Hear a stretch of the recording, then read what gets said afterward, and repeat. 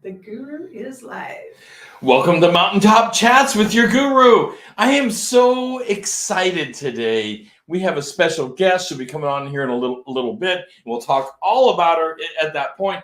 Just to remind everyone about Mtn Top Chats, this is a current news show. We talk about the news, the events of real estate, what's going on in real estate. There is just so much. I've got a stack of stuff today. I don't think I can ever get to it all because the stack is so high. Next week, by the way, I'll be doing another update on what do you call those foreclosures, Karen? Short sale? Yeah.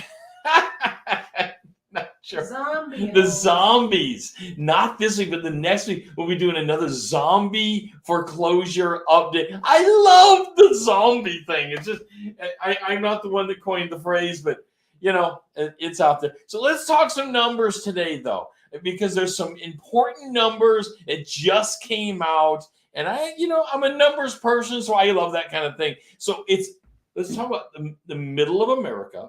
The middle income America, the homes that middle America currently owns, and is the homes that they've owned over the last 120 months. What has happened with those in the little 120 months? Anything? Well, maybe just a little bit. They have gained equity value of $2.1 trillion. It's just this, how do you think about $2.1 trillion? It's hard to even begin to quantify what that means. So I put together a little schema to help quantify what $2.1 trillion actually means. So think about this. If you have a $1,000 bill, like as if we're all walking around with $1,000 bills in our pocket. Well, let's just say you have a $1,000 bill, and you had 1,000 of those $1,000 bills. Wouldn't that be wonderful? Because you would have $1 million. So if you had $1,000 bills, you would have $1 million. Now, let's say you take that $1 million and you cash it in for a $1 million bill. So now you have a $1 million bill. And if you had 1,000 of those, you would have $1 billion. I'm working my way there. Now, if you cash that in, that 1,000, the $1,000 million bills for $1 billion, now you have a $1 billion bill, and you had 1,000 of those, you would have 1 trillion. So how much is 2.1 trillion?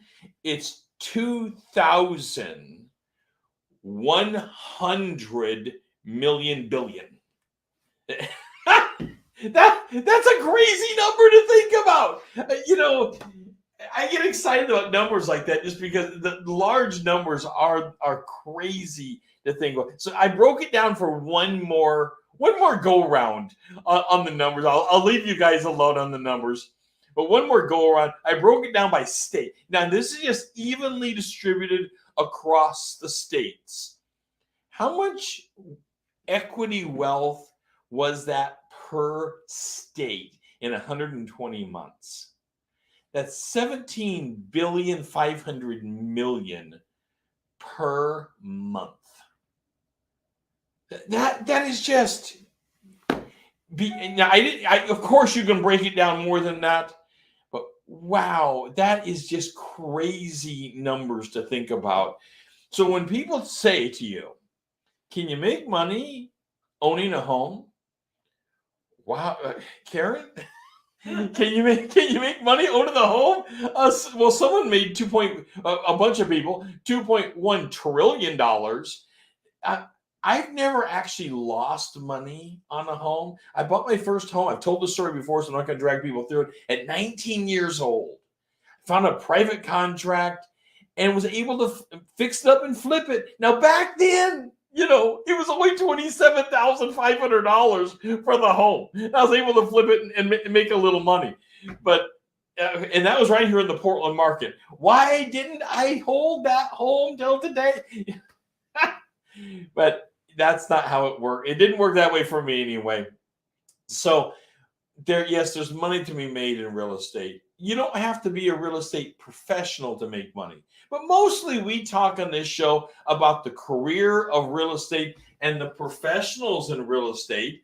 And of course, we interview a bunch of them to find out, what is going on. So what's happening right now? Let's get out of the numbers just a little bit here, even though I would love to spend the whole show just in numbers. So we are it is March. And spring is here. Essentially, spring is here. Spring doesn't start until like the 21st of March. I know that. We already had our clocks roll forward.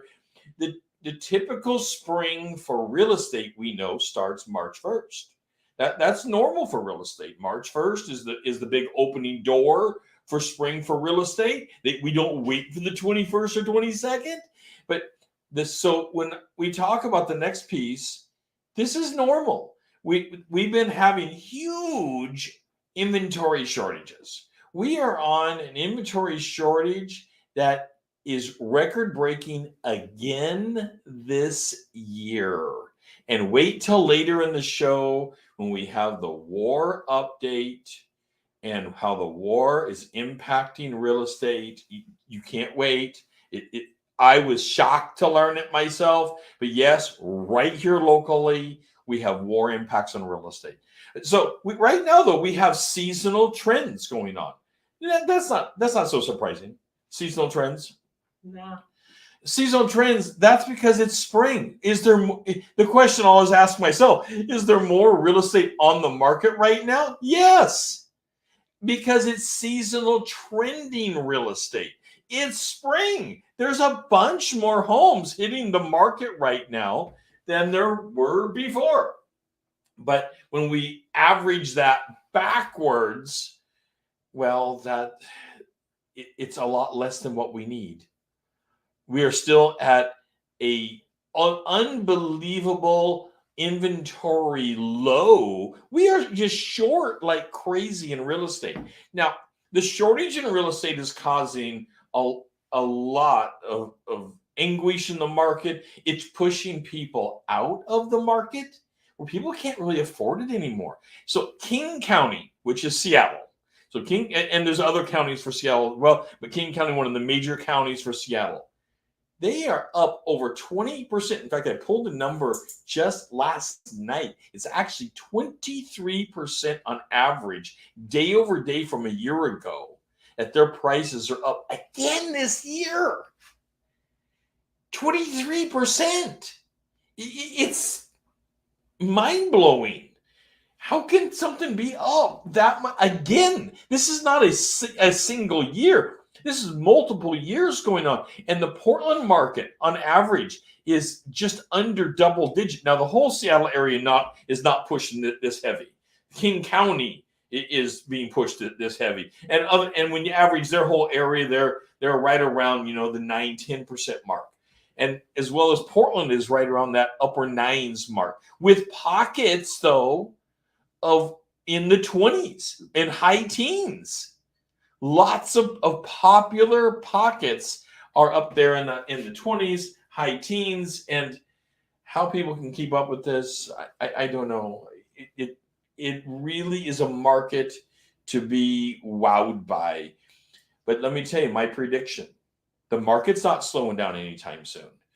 I predict if you're looking to buy, you need to jump into the market, because there is so much more money to make in this market. On a world scale, we are a great buy at this point in time. I want to get over, though, that we're going to talk about art today. And I am so excited to talk with Kristina Sellers, professional artist, painter. She's going to tell us all about her paintings. We're going to talk about the aesthetics of art in a home and what it does for home values. And we're going to dig into this with Kristina Sellers right after this.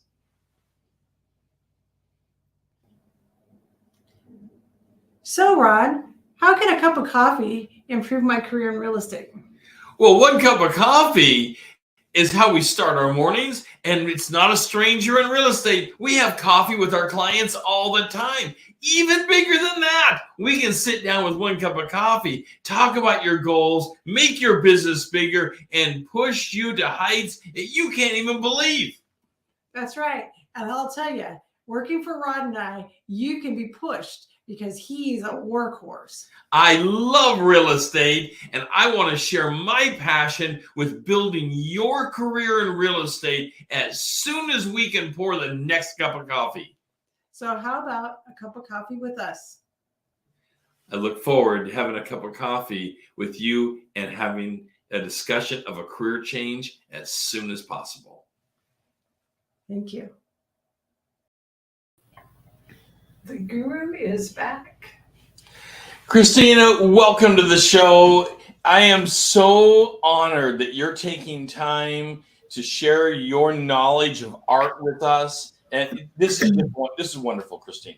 Hi, Rod. It doesn't matter what format it is. It's always fun to talk to you. Oh, my goodness. That's so kind. So let's just jump right in here real quick. Now, I mostly want to talk about you and being a professional artist because I'm so excited about that. But you've done a bunch of other things in life. What brought you to this point of professional art? Did you do some other things in life? Well, yes. I actually was a real estate agent for a big chunk of my life. I've done medical billing, photography. So quite a bit of stuff, but it was always really art was where I wanted to be. So how early in your life did you know that art was going to be the thing? Oh, maybe 6 or 7 years old when I tried to copy all the Disney stuff from wow, from my cartoon books and stuff like that. So yeah, when I was like 11 years old, I did some sketches, and they were the one-arm pencil guy type sketches. You make the little cross and you make the legs, and I thought, well, this is going to be art, and then I was told you might want to be be else. Oh, well, I think that's sad because there's nothing wrong with starting that way. So what did your first art look like? What's that? What did your first art look like? Well, it's kind of funny because I had certain things that I thought were beautiful even back in that age range. And so I drew a lot of horses and I drew a lot of Disney princesses, and wow. I don't think my mom's got those things saved, but I would love to go back and look and see what those look like. I don't know. Doing Disney princesses when you're like 8 years old? Yeah. That wow, I can't even imagine that kind of talent. Well, Kristina, we have a couple shots of some, and it's not going to do great value to what they actually are. But Karen, if we could bring up a couple shots.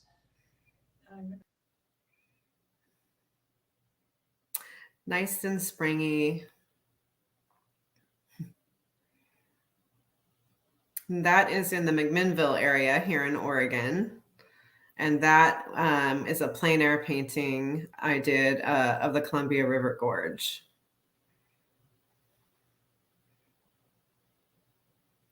Plein air painting is when you are on location and you paint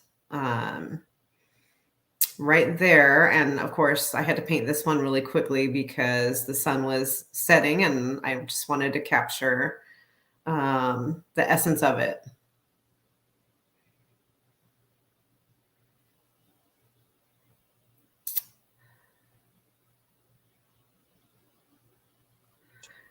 Home paintings that hang on walls in homes, as well as the aesthetic color choices in homes. Do color choices actually affect what somebody might feel or think about a home when they're walking through and thinking about buying it? Absolutely. I'm not an interior designer, but I do know a lot about the principles of color. And I think that, art and interior designing function on the same fundamentals, and color psychology is a real thing, It's funny. I was chatting with a title company person some years ago, and I kind of had to hold my tongue because they were talking about how they wanted to bring in some art and do some decorating there in the conference room and that sort of thing. And this gal wanted to put a lot of red in there. She was thinking that would be cheerful. But, red actually is a sign of danger and it will actually raise your blood pressure. And so I've done some custom art for hospitals, and the company that I go through with that, they always say no red. We want blues and greens. We want and this is part of the color psychology. Yeah, exactly. So Christine, I've never told you this before. I don't think I've ever told my wife Karen this before. Uh-oh. Way back when, and she knows I used to be a ranked open player in racquetball when I was like between 18 and 22 years old, ranked, and I was picked for the first round that racquetball would ever be part of the Olympics. I had great eyesight back then, and got to compete that way. It was wonderful. My doubles player painted one side of his racket red and the other side yellow, and said that he could change his mood mid-game by focusing on what he painted the racket. That's interesting. That it would be interesting to see someone do a study on that. But this is part of color psychology, right? I mean, I didn't think it could impact someone so heavily, but from what you're saying, like in a house, so when you walk into a house, color choice can impact how people would feel about the house long term. Sure. I think consulting with your realtor about who's your target audience for your house, and kind of trying to, with a lot of intent, maybe room by rooms, think about. This raises 1,000 questions, Chris. Okay. So you said one of my key terms, target audience. So are there different? Wow, I can't believe I never thought of this before, Karen. Are there different colors for target audiences? For example, if I'm aiming a house at retired people versus a house towards a young couple first home, would that be a different color choice? Well, I think it's broader than that. But I think thinking about who, what demographic is likely to be looking at your house and what things might they value, like something that looks really, really clean and streamlined might be one set of people, or a feeling of spaciousness, might be a different idea. Do lighter colors open a room up, or is it a mixture of light and dark? Well, I think you should have a mix of light and dark, but just deciding how is this room used, what's the focal point of this room, and base your color choices on that. Like, if you can use art for this purpose too, not just, painting the walls. Like I had noticed I had a large painting that I didn't really have a good place to store. So we just had it on our wall, and it was a landscape painting that it actually had warm colors, but it receded back to cool colors because in the distance, things always turn cooler and lighter in daylight. And so once that painting went into the show I was waiting for, it felt like we had lost a window in the house. And so it felt like we lost all this spacious feeling. And so you really can, with the right piece of art, you can make something feel more spacious. It was a few years ago, Christina, Karen and I were representing a buyer out in the Sandy, Oregon area. and she was in love with this large piece of artwork that was in the entrance of the home. And Karen, didn't it have a lot of artificial flowers and things that came out of, or dried flowers that came out of it? Kind of a big circle. It was difficult for me because I don't have much eyesight. Three-dimensional piece of art. And she put it into the offer, and we tried to coach her not to not put that as a piece, but she said to her, the art made the house, the entrance of the house, come alive, and she didn't want the house without it. Is that kind of a feeling surprising to you? No, it's not. That can really make or break a house. And Yeah. I've had the privilege of seeing a lot of homes of people who collect art, over time. And it just has a rich feeling of personality. And there's just something about original art, the infusion of the artist onto the piece of art doesn't really come through necessarily with commercial art that you would find at Target. Oh, that is so true. And you opened me up to this sometime back when I got to go to the museum in the Gorge called Mary Hill Museum. Mary Hill's Museum. Yeah. And you had a display of your art there. And of course, we got to look at a lot of other art that was there. And it is so amazing to look at unique pieces that aren't commercially done. Right. Yeah, it's really can blow you away. So now, going back over to your paintings and how you feel about art, Kristina. So do you use oil, watercolor, palette knives? What are your preferences and why? Well, I've done a little bit of all of those. My default is oil paint. I just love the feel of it, and I love the textures I can get, and I love being able to go back into it and keep working into it. Since it does take a while to dry. And I also like that if I don't like something, I scrape it right off. Yeah. And I have actually done palette knife paintings in the past with oil paints. So on the paint for a palette knife paint, I mean, it's like a putty, right?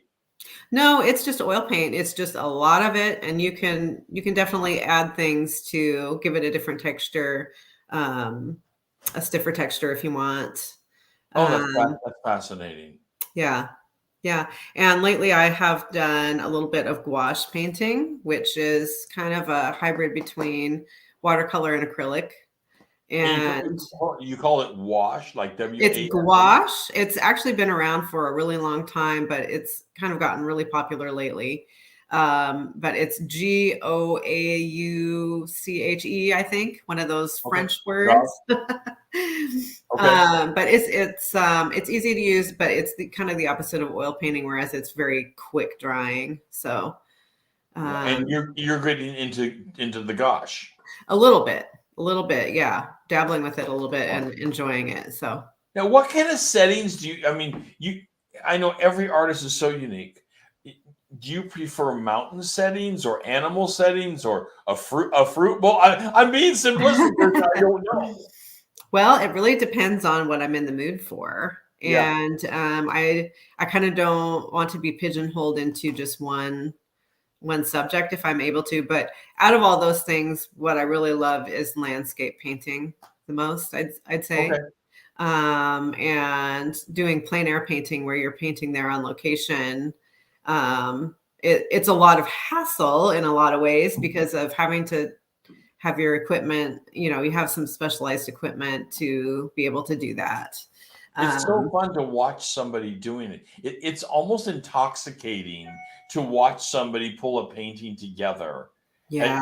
If you don't make them too nervous by standing there, and I'm sure there's got to be some nerves to it. The crowd watching and you're pulling this painting together. You get used to it. You definitely get used to it. And the funny thing is, usually I could be painting with some friends and we all have different ways of approaching a painting. So sometimes I'll have a friend that their painting looks, almost like a finished painting right out of the gate. Really? Mine aren't really that way. Mine pull together kind of at the last minute. So it's so funny to see people are oohing and ahhing over my friends' paintings, and then they're afraid to say anything about mine because mine just looks like blobs or something. So I want to get back over in just a second to the outside schema of homes. But first, I've got to ask. So we've been talking about, you painting on canvases and things like that. Have you done any work with, like decorative rocks or decorative items? I mean, there was a time when I kind of did some crafty things like that, but it's been a long time. So is that considered a different kind? I mean, is there a name for that kind of art? Well, I mean, art, it's kind of subjective when something crosses into between craft and art. So yeah, I don't know. I don't know what that would be. It's fascinating though when you look at some of those pieces where someone's taken a rock and they've made something out of it. And I wish I was talented at things like sculpture or ceramics or something, because I'm not at all. But I appreciate people that do that. Well, I'll tell you, Karen and I have one of our favorite paintings. I was able to buy it for Karen. I believe it's probably her favorite painting that she currently owns. I bought it at Disney by an authentic Disney artist, commissioned by Disney, a painting of Mickey. And sometime I'll have you over to the home and you'll see it. We have it in our main room. It's a picture of Mickey painting a self-portrait of himself on a fence. And how fun. Karen? Yeah, I mean, I love it. It sits there in my living room, and it's the first thing I packed when we evacuated from the fire.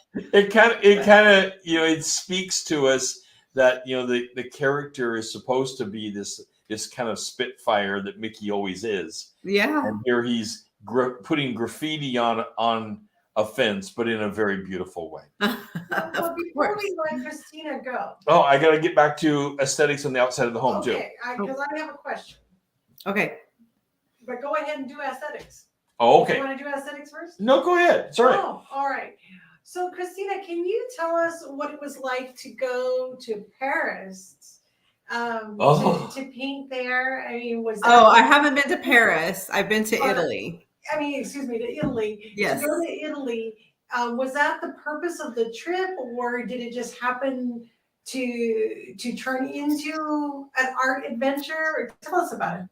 Well, my husband Tim and I have been to Italy twice, and the first trip was really just our anniversary, and we wanted to see, or I wanted to see, and I dragged him along, all the museums, and of course we didn't see all the museums. There's so many.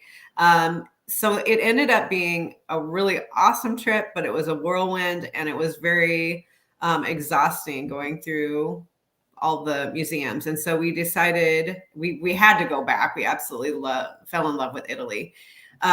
We decided on the second trip, we wanted to make it a more slow paced trip, and that I would bring my painting supplies. And so I did that and kind of planned to paint every other day so that it wasn't just about painting.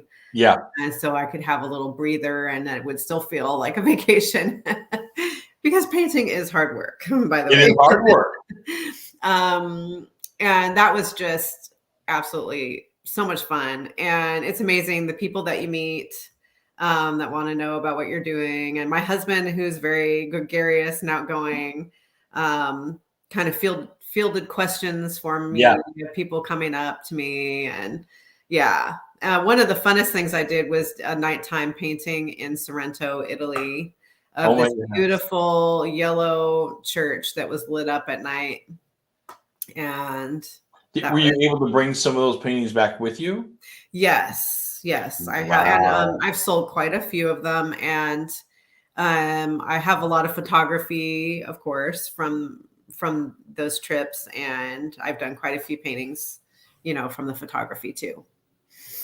So, wow, you opened up a whole can, Karen. I know our time is getting limited here. I do want to get back over to aesthetics of the home. I started from the inside of the home. Just my first question on the outside of the home, Kristina, is should the outside of the home be a reflection of the inside paint-wise? Or can you have a completely different thing on the outside? Wow, I never thought about that before. I think you could. I think maybe thinking about what the identity of the home is and trying to have a something that gels well together. I don't think you'd want to have.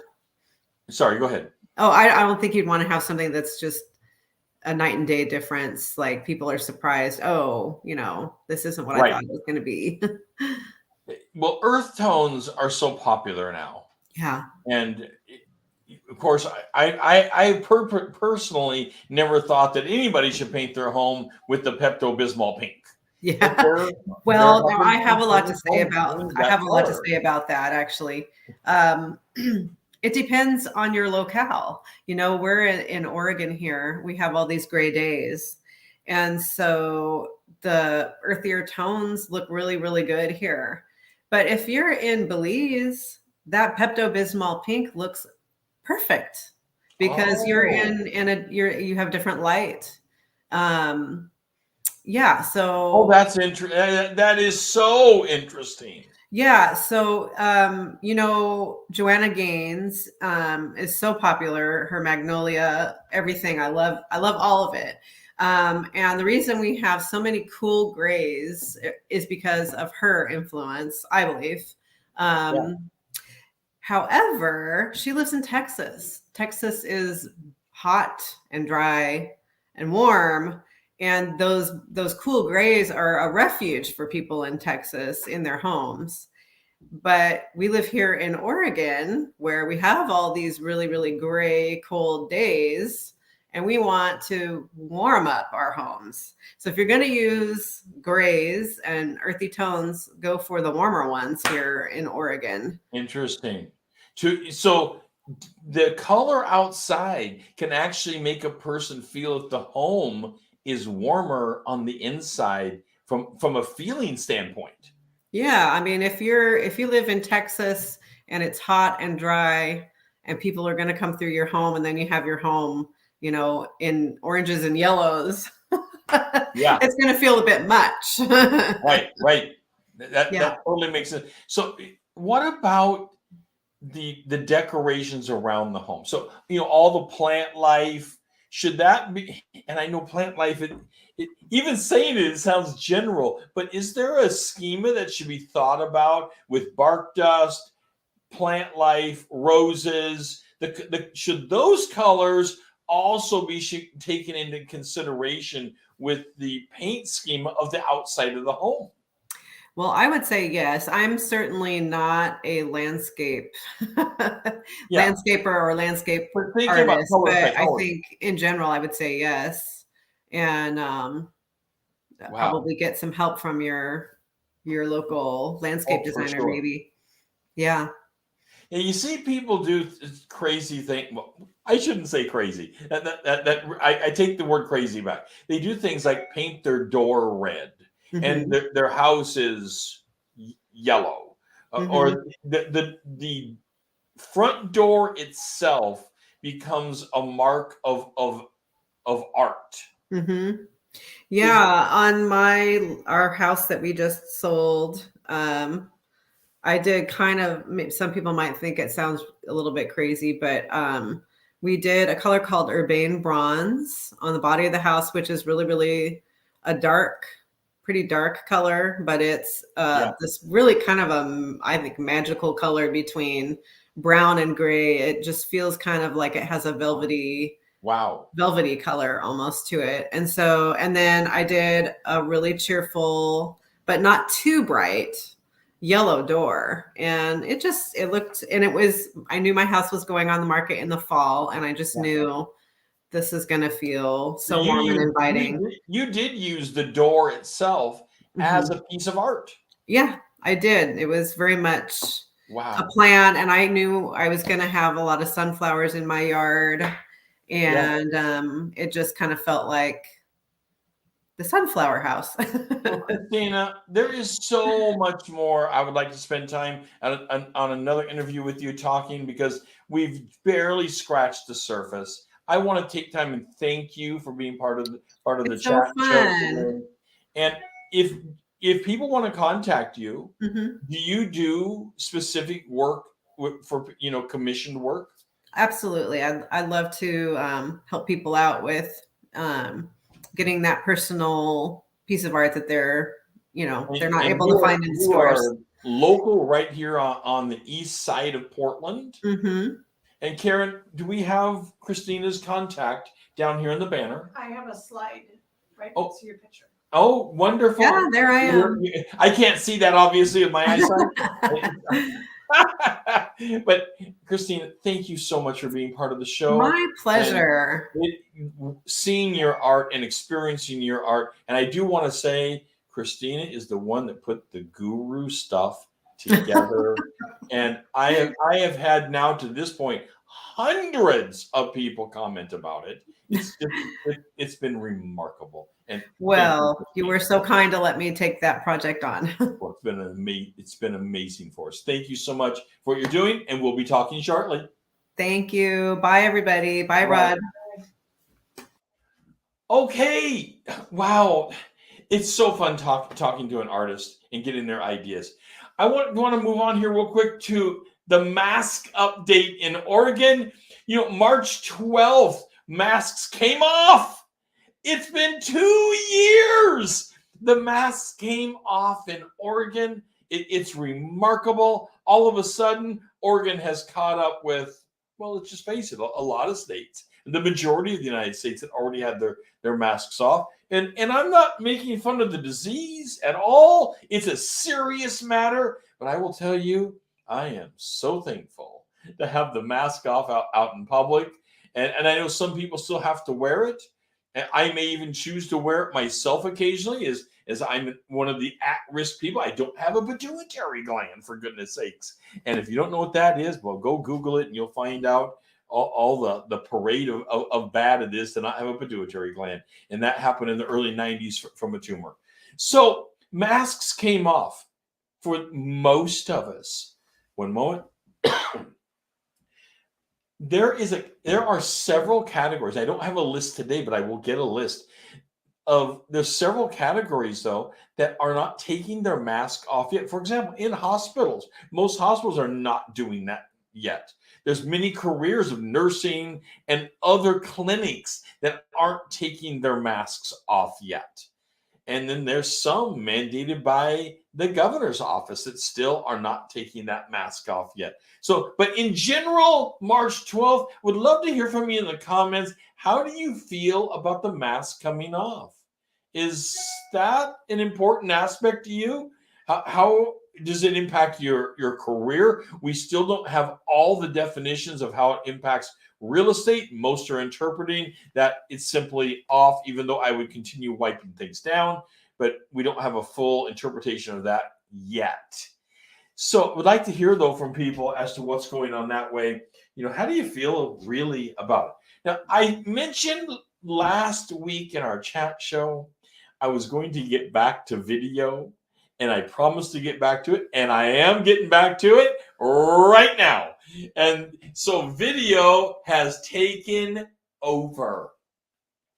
So I'd like to hear from you in the chat. And Karen, let me know if someone chimes in live with us. And if you comment later on the replays of this, we will monitor that and get back to you. What do you think about video in real estate? Because it has exploded. Video has become the vehicle of communication. Now, I'm going to tell you straight up, I'm a big phone advocate. Karen's laughing at me down behind the scenes, if you could just hear her, because she knows I'm on the phone all day long. I'm one of those 4 or 5 hour a day people on the phone. I like to talk to people. It's my job. That's what I do. I talk for a living. So, but video now has kind of pushed the phone. It's slowly pushing the phone out because now you got the phone built into the video because you can do the Zoom and all the Zoom, all the Zoom lookalikes, whether it's Amazon Chime, which I personally think is better than Zoom, but whatever you're using out there, there's a lot of different products out there to take a look at. What are you using? Is it Google Hangouts? Google Hangouts is a wonderful product. Absolutely terrific. There are just so many of them, though. They're popping up all over the place.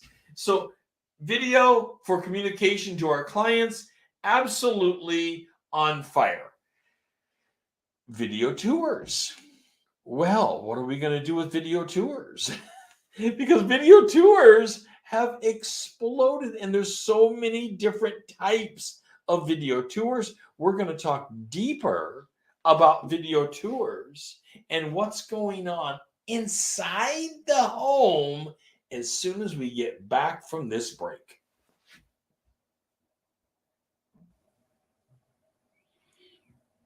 So, Rod, what does it mean? 7 minutes to a new career. Well, in 7 minutes, we can have a cup of coffee, we can talk career goals, and how we're going to help you make the biggest career move in your life. That's right. There's a lot of things that Mountain Hood Realty has to offer, and Rod is a ball of energy. I love the career, and I want to share with you my passion for building your business bigger than you ever thought it could be. Come spend 7 minutes with us. We look forward to it. Talk to you soon. Talking video, and video is on fire. I would say if you're not using video yet, you really need to jump in. And you can jump in just using your phone. That's how I started. But then I went over to a product called BombBomb. And you can find them on BombBomb Video. I think it's bombbomb.com. I'm with another product now, but BombBomb is terrific. Absolutely a ball of fire. And they make video so easy, right from your phone to send it out to your people. One step, just right there, and they send it out. And it's amazing how easy it can be. But what are you doing with video tours? You're selling a house. We're in a seller's market right now. And in a seller's market, do you need video tours? I mean, we're coming out of the pandemic, one would think, even though there's lots of questions about this coming out of the pandemic thing. But video tours during this pandemic have worked their way into our lives. Give me a comment about what do you think the future of video tours actually is? Because I'll tell you, I think it's worked its way into our life and it's not leaving. I think this now is a permanent fixture in our lives, and that the first brush people are expecting to have happen is some form of video tour. But there's lots of different forms excuse me, of video tours. For example, you can take 20 to 50 photos, stitch them together, and it'll zoom in and zoom out and make it look like there's movement, even though they're still images. A lot of people think these are actually videos, but they're stitched together, and the way the camera comes in and out makes it appear to have movement.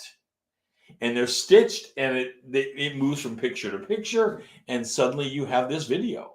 And of course, you have the actual video, and you may have a narration to the video, or you may have music instead of a narration, and just letting someone experience the home. Well, then you have the next level up from that. And that's these videos that allow you to go and click through the home. So you're at the front door, and you're allowed to click where you want to go, and it opens the door for you, and you can go left or right, up the stairs, or anywhere you want to go, spin around in the room, look up, see the ceiling, look down. And these videos can be so good. You can zoom in and look at the granules of the carpet, or look at the paint on the ceiling, look at the corners. You can really look at everything in there. I'd like to know from you in the comments, are these working for you? They're quite expensive. Karen, do you remember the name of this type of video? It's often called a Matterport. A Matterport. Thank you. Right. Yes, the Matterports. And there may be some other names out there for them as well. I am wowed by them. They do often cost, though, $300 each. It can be more than that. I've heard of people paying $500 for some really high-end special effects of them. But once you put it out there, people are able to tour the home a lot and really look the home over. And people can get a great idea of what that home looks like. All right. But what about when there's no tour set up? What about when the person just says, can you as the agent walk through the home on live FaceTime and just narrate me through the home? You hold the phone up here and you're just walking through with the video. Now, we've done this. We've, of course, always gotten permission from the homeowner, particularly if it's not a vacant house. You want to get permission from the homeowner. And we've walked through and been able to give someone a video tour just doing that. Have you done that? Have you had clients asking about it? What do you feel like about if you are the seller and the only thing the buyer has done is look at a video? And I don't care any of these, the Matterport or any of them. If all they've done is look at a video of the home, does it impact the seller making a choice of which? So let's say you have 10 offers. And let's just, for our conversation, let's say that the highest offer happens to be the one that is a video tour. And all the other ones were live. How does that impact the presentation of this to the owner of the home for making a choice? I've heard, now I have not had this problem with anybody, but I've heard that it upsets people. That there are some people that this whole process is highly upsetting to them. That the person did not actually physically come and walk through the home. This is surprising to me, but I come from the mindset of an offer is an offer and it doesn't matter to me. However, I think there are some arguments to be made that how serious is the person if they didn't actually walk through? How much do they actually know the feel of the home if they didn't walk through physically the home itself instead of a video? Because there's a different feel. I think we would all agree there is a different feel to watching a video of a home versus actually being in the home, smelling the air in the home, feeling the ambiance of the home, and just the whole understanding of it by being there. I think there is a difference. But should that difference be enough to make a change on what offer the homeowner is accepting? That's the tough part. So let's move over to our jump off portion of video last week. And that is video stalking. There's two types of video stalking to be concerned with here. So now we're talking video in the home. And there's video stalking by the seller. And there's video stalking, and maybe it should be called casing the joint, by the buyer. Because you don't know what's going on. So let's do the buyer first, and then we'll get over to the seller. So you're in a home, you're showing the people, your clients the home, 123 Main Street, and you turn around, and lo and behold, One of them has their camera out and they are videoing the house. And it's an occupied home. The people aren't there, but they're busy videoing the house. Do you see a problem with it? Now, of course, I would immediately see a legal problem that we don't have permission to do this, but there's even a deeper problem. That is, how much do you know of this buyer? Because I've heard of some cases. I have not seen the case, but I've heard of some cases that the buyer might just be there casing the house for a future robbery. Have you heard of this? Do you think this is a problem? Do you think, would you allow it to happen? I have a little sip of my coffee here. I personally think it's a problem. I'd like to hear from you as to what you think on video being done by buyers in a home personally. You're not just walking through on FaceTime doing a live. That's one level. They're actually filming this. They can take it home and then review it in granularity. They can zoom in on things. They can zoom in on the jewelry box. They can zoom in on all kinds of things in the home because now they have a permanent video of the assets on the inside of that home. Now let's move the conversation over to video stalking by the seller, which is I think a bigger problem, but nevertheless, a problem nonetheless. So video stalking by the seller is when they have a video surveillance in the home, and when a buyer comes in, they are watching the video of them either live or recorded. And we know that this, unless there is proper postings to this and permissions and consents, this is not allowed. You can't listen in on somebody, even if you can watch them with the surveillance. Depends on the state you're in and what's happening. You've got to look closely at the rules going on video surveillance and what's happening, because the states are all over the place on this. It really depends on the state and what's happening and your local municipality. Nevertheless, if you have a buyer in the home and they believe nobody's there, and they turn to their agent and they say, how much you say this house is? Oh, it's $399,900.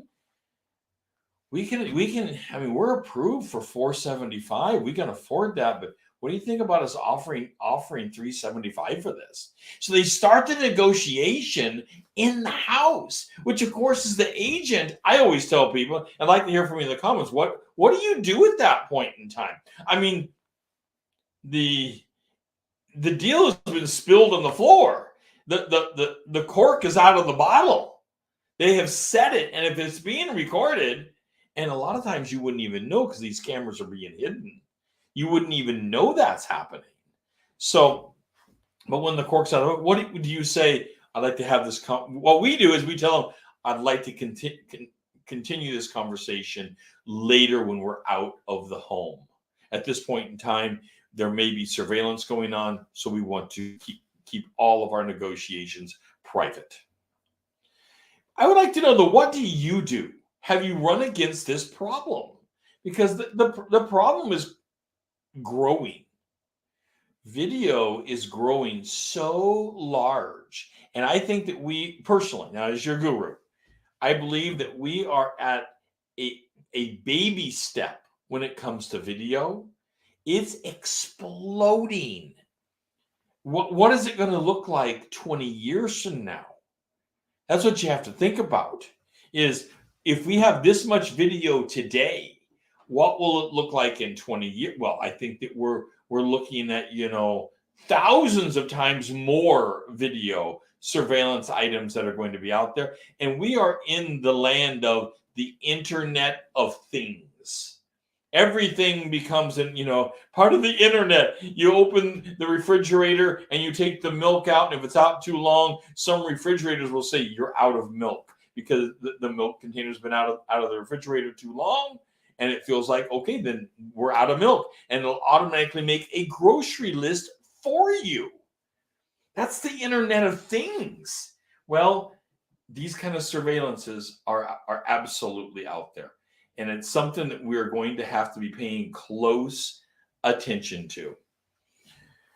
So, video by buyers, obviously a problem. Video by seller, a different kind of problem. Can this stuff be used for negotiation? I firmly believe that it should not be used for any kind of negotiation. But how, once the cork's out of the bottle, how do you stop it? And of course, the seller will run up to you unless you've had the conversation in advance. The seller will always run up to you and say, I have an exciting thing to tell you.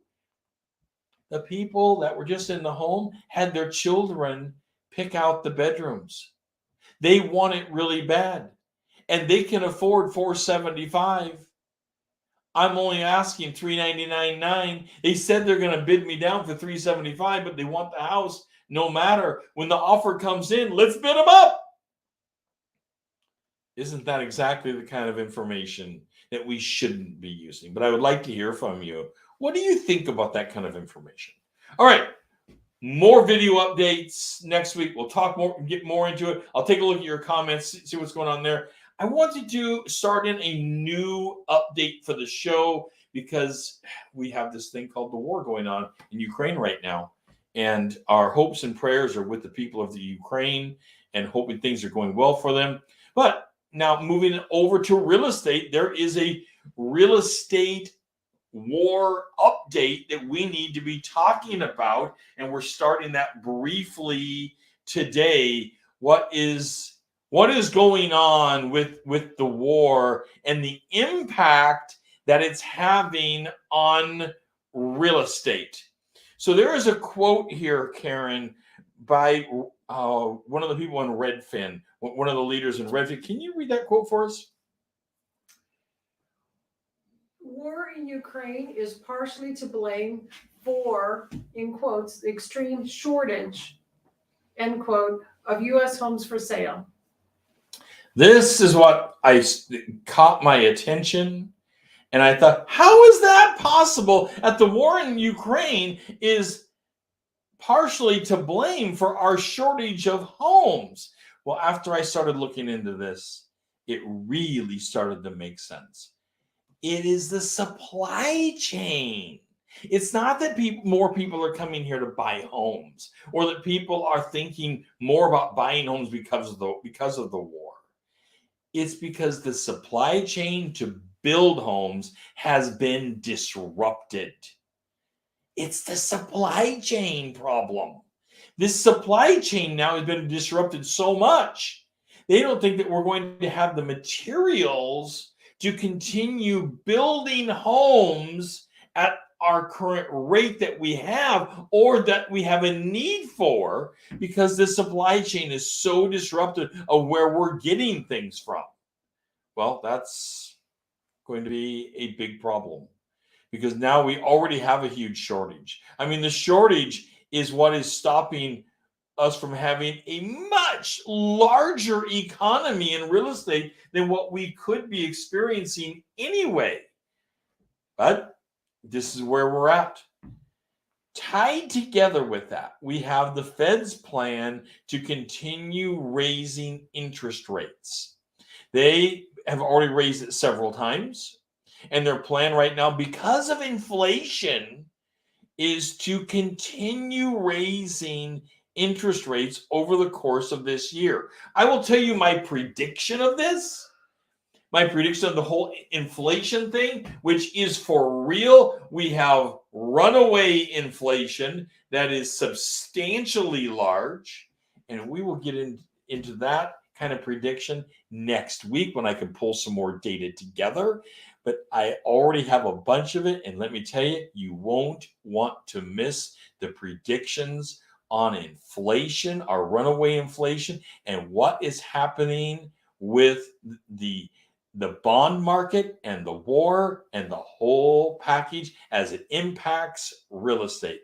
All right, Thank you so much for tuning in to Mountain Top Chats with your guru. It's been fun today. Don't forget to go down to our Kickstarter course, Build Your Business Bigger Than You Ever Thought It Could Have Been Built Before. Also, we have one-on-one coaching, and I look forward to helping you build your business. Talk to you next week.